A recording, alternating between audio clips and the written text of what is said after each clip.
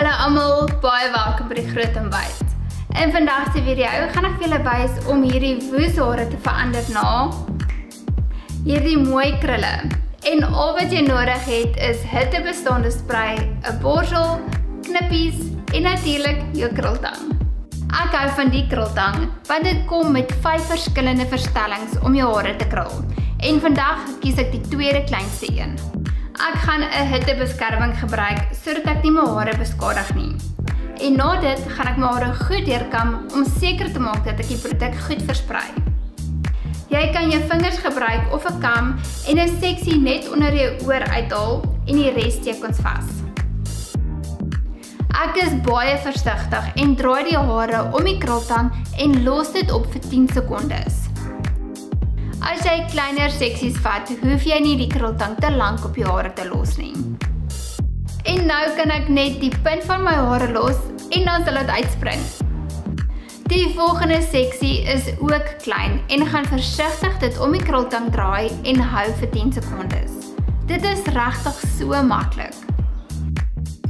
Nou dat julle weet wat om te doen, gaan ek die proses 'n bietjie vinniger speel, anders gaan ons hier sit vir 'n rukkie. As jy sukkel met haargroei of jy wil net dikker hare hê, het ek net die resep vir jou.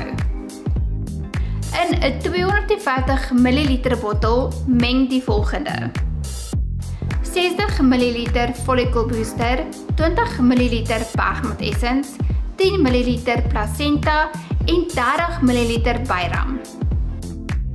Spuit dit aan jou kopvel elke oggend en masseer dit goed in vir so 'n minuut lank sonder om dit weer uit te spoel. Dit het vir my gewerk en glo dit sal vir jou ook. Kom ons gaan aan om hare te krul en dit lyk asof ek amper klaar is.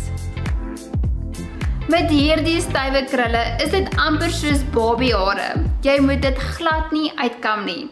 Jy kan wel met elke segment dit net effens strek sodat die krul bietjie ontspan. Daar is natuurlik so baie verskillende maniere hoe om jou hare te krul, maar ek hoop ek kon vandag vir jou wys hoe lekker dit is om te eksperimenteer. Vir meer raad en inspirasie, gaan volg my gerus op Instagram. Tot volgende week, totsiens.